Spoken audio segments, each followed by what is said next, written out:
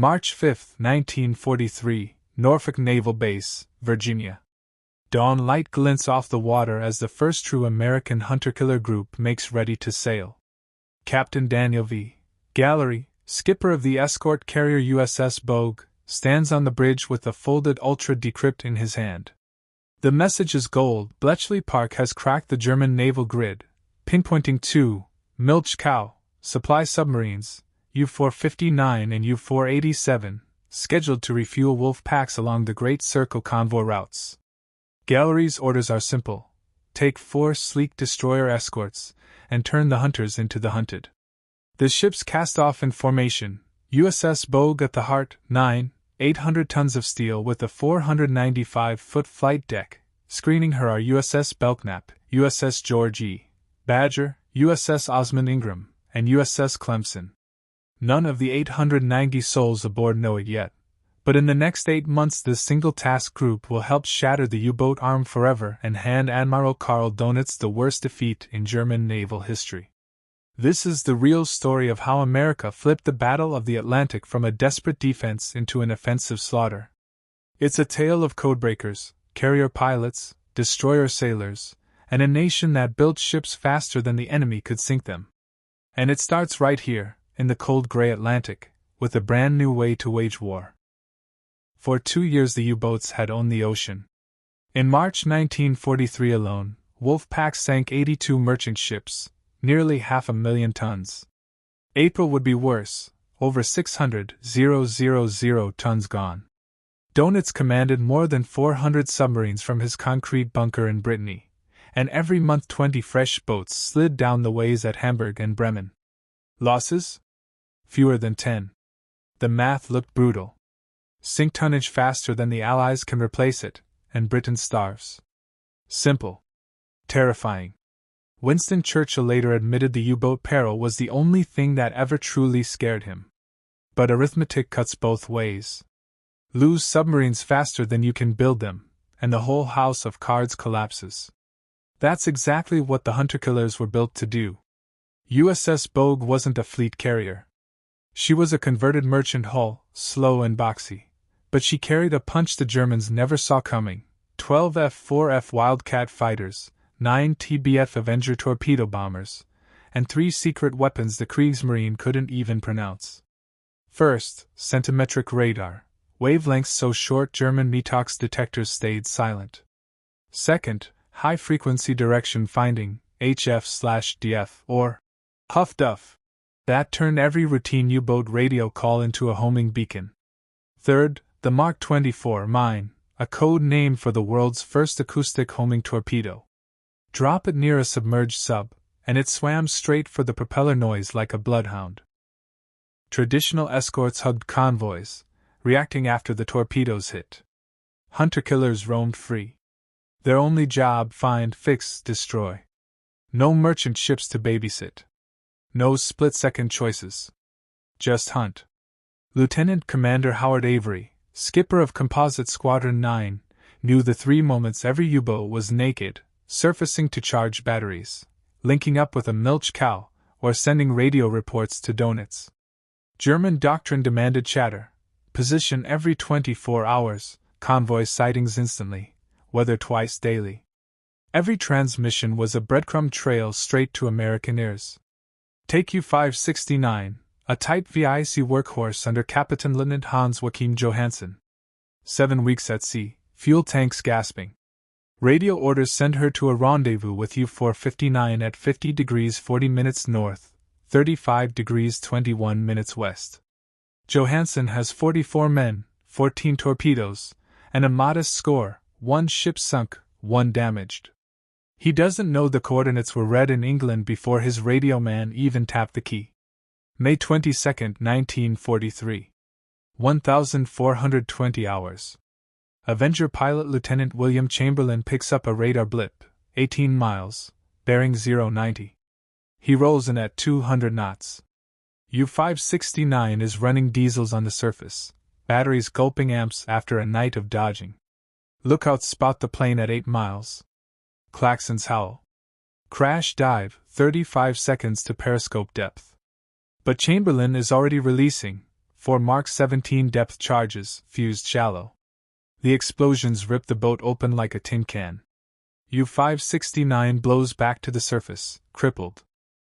A second Avenger, flown by Ensign Howard Roberts, is on scene in minutes. White flags appear on the periscope. Surrender. But Johansen orders scuttle and abandon. The Canadian destroyer HMCS St. Laurent races in, but only 25 Germans are fished from the water. 19 go down with the boat.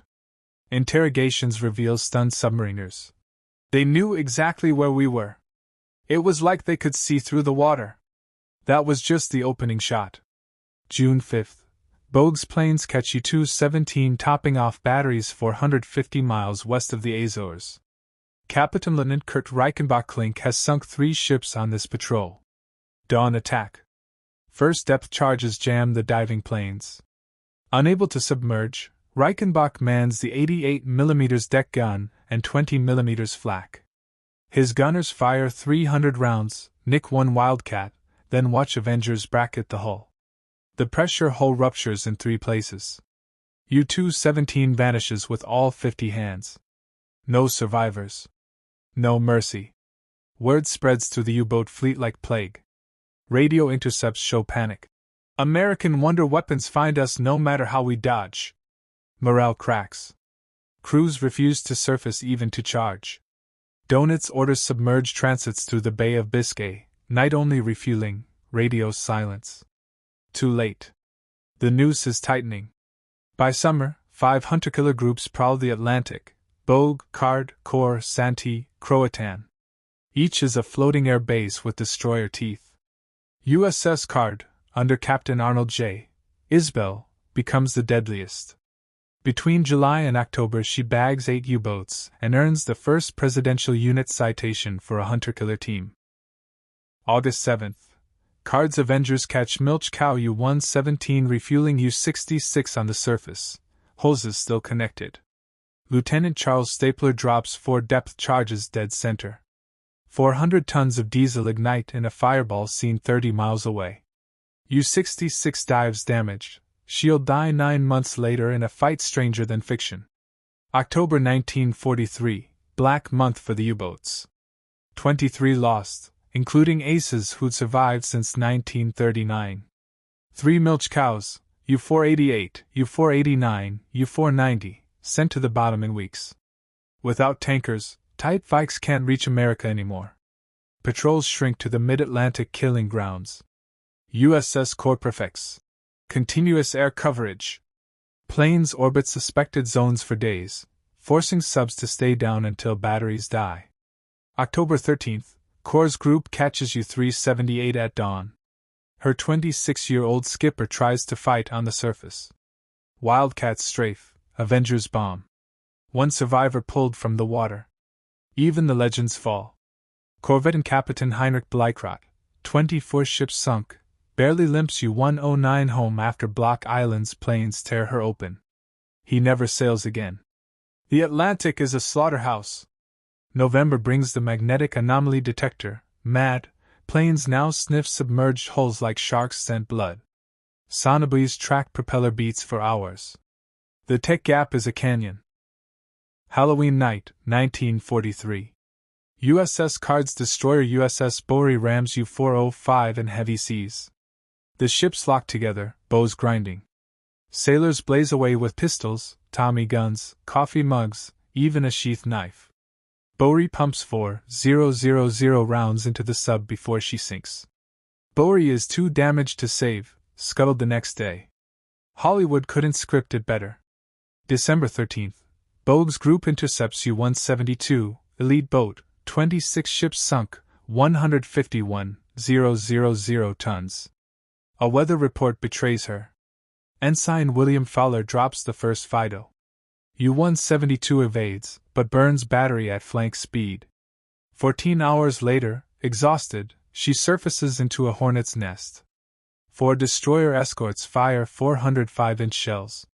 17 hull penetrations. 13 survivors. 1 tells interrogators, "Every patrol is our last." By spring 1944 the U-boat arm is bleeding out. January 19 lost. February, 20. March, 23. Kids barely old enough to shave take command after 6-week courses.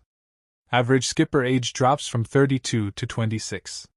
May 6. USS Buckley vs U-66 west of the Cape Verdes. The sub tries to ram.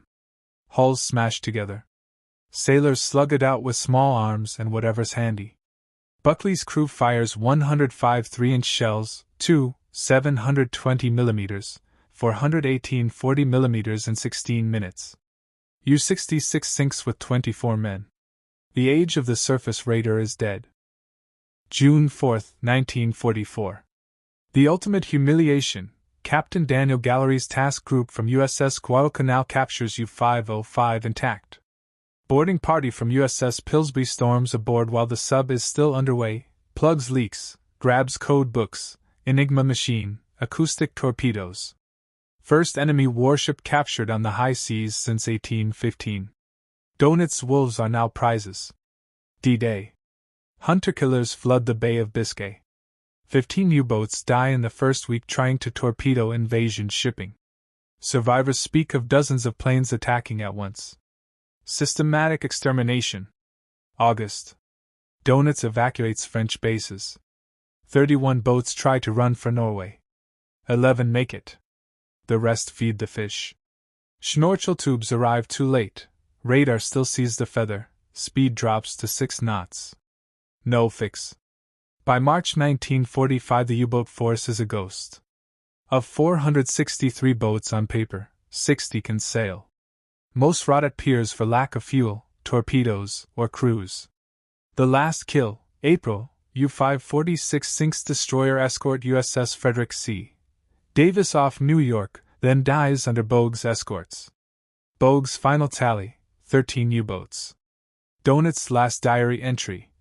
The enemy's superiority in science and technology has torn our most effective weapon from our hands. The submarine war is lost. The numbers are merciless. 1942, U-boats sink 6.2 million tons. 1944, 773,000 tons. American yards launch 140 Liberty ships a month, 3 every 2 days. The tonnage war is over. Human cost, 39,000 German submariners sail.